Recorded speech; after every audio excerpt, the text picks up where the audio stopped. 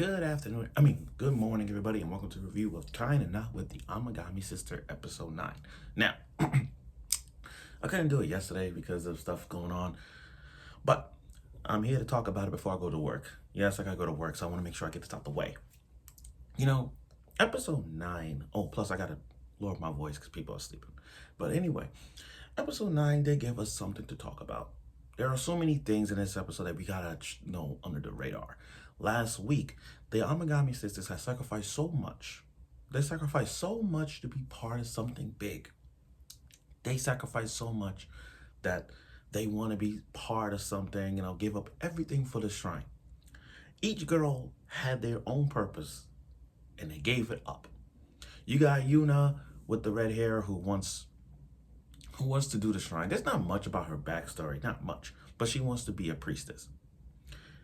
You got Ashihi, the youngest of them all, who's the athletic of the youngest, the youngest of them all, the athletic of the group, has a sports scholarship, but she gave it away to be a shrine maiden.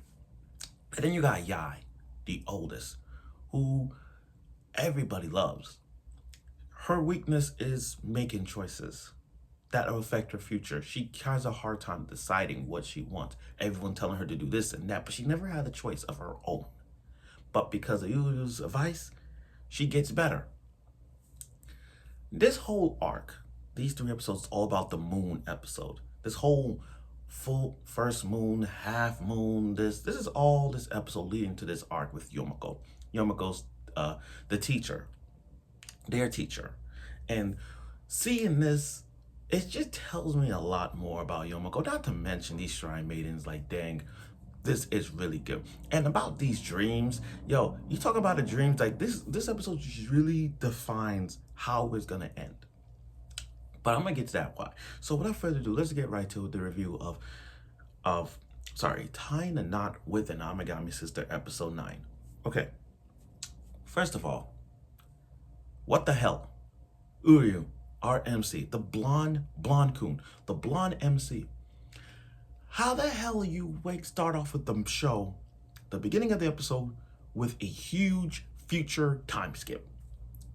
With a huge future time skip where everybody is adults now. Everyone's adults. You got Ashihi, who's like, she says she's 22, she has long white hair, and she developed kind of like Edalus Wendy from Fairy Tail. I'm sorry, Wendy, but it has to be said. She developed like freaking Edalus Wendy. You know what I mean? Then you got Yuna, who's like literally like long red hair, and then Yai, she cut her hair short. She's full mature, like young long hair. Now she cut her hair short, and I'm like, yo, she looks freaking gorgeous with that. Despite like short hair, she's good. And then the future showed us that this is like he's a priest and a doctor. He has, not only he's a doctor, but he's a priest. And I'm like, yo, he has 2 jobs. And the way I'm looking at this is like, I'm like, wait a minute. So this is the harem route? You're marrying all 3? Just like the guy married from the quintessential quadruplets? You doing that route? You're doing that route? Now here's the thing though. When it comes to harems like this, it's always the guy ending up with 1 girl, or multiple girls if you're lucky, just like my goat Rentaru from the 100 Girlfriends who really, really love you. But that's a different topic in another way. But what I'm saying is, from the beginning of this episode, he literally not only is a doctor, but he's marrying those 3. Now here's the way I see it: either it goes to a harem route where he marries all 3, or he just has to pick one. That's the route that he has to pick. I hope he picks all 3. Because if he does that, then he's freaking good with it. But that's the other way. Now, while that's there, which they're gonna show us that, I still can't believe they showed us that. I think he's gonna marry all 3. Now, while that's showing that, we got to see Yomiko talking to Mahiru. Mahiru. And then you got Uryu talking to the 3 sisters. We got a flashback of Yomiko and showing us how everyone is so young back in the days.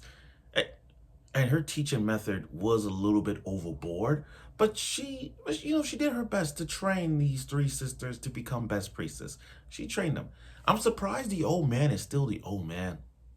This is a 6 year time. This is not a time skip. This is 6 year before, like 6 years in the past. Everyone looks younger, but the old man is still the old man. I'm sorry, how old is this guy? Is he like over 1,000 years old?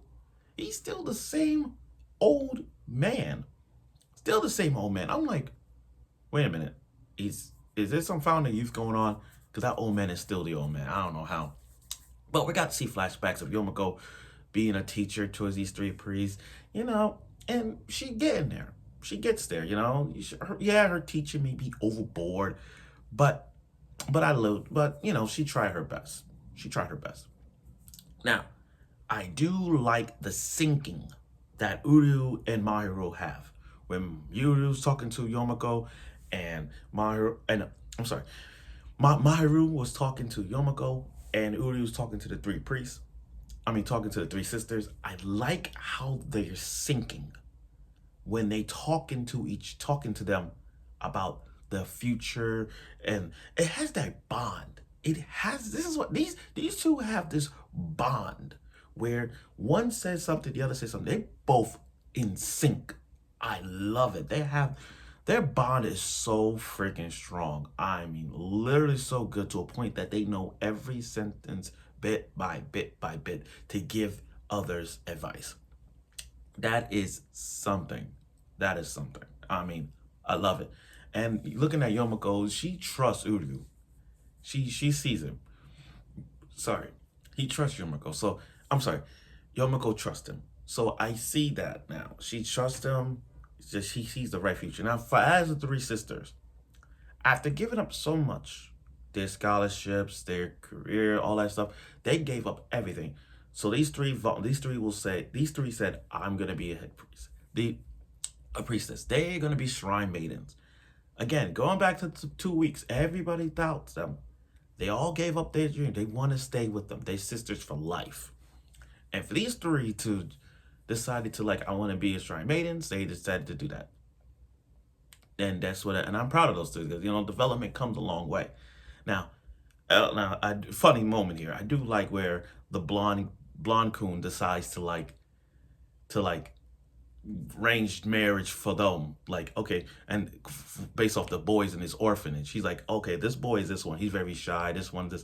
I like how he's scouting the boys from his orphanage to marry one of the sisters. That was funny. That was funny. But we all know that's not gonna happen. We all know that's not gonna happen. He ending up with the freaking. The first episode just gave us a big old bang right there, where he's literally gonna marry one of them. Have you seen the beginning? You see the beginning? It's on a harem route. And besides, his dreams are 100% accurate. Can you think about it? Every time he has a dream, he sees the future. He sees the future, he sees what's gonna happen, and right off the gate it's gonna happen. That happens a lot. His dreams are 100% perfect. It's 100% accuracy. It ain't like you can't break this curse. He can't break this curse. How lucky can you be to have that kind of power? What if he has powers? I know he looks normal, but come on, to have dreams like that and you see the future and all those things coming on, come on, man. You gotta have powers. You got to have powers. And then we went from a green light to a big old rainbow road, a big old rainbow bridge, rainbow road vibe, where the light, big old full moon, that's what the episode's about, the big old full moon and the rainbow bridge, kind of like the Mario Kart vibe, and the three sisters fall on top of him, and he sees that future. That's happening in his dream. So now I'm looking at, you know what? This is going to be good. This is going to be good. Really. But overall, though, this episode is really good. I do love Mahiru and Uryu sync. They're syncing together. This is why their bond is so strong that they know every word of advice to give to them. And I love it. And Yomiko has trust in Uryu, and Uryu's fate is in his hands to see what he's going to end up with, either a harem route, or one of the girls.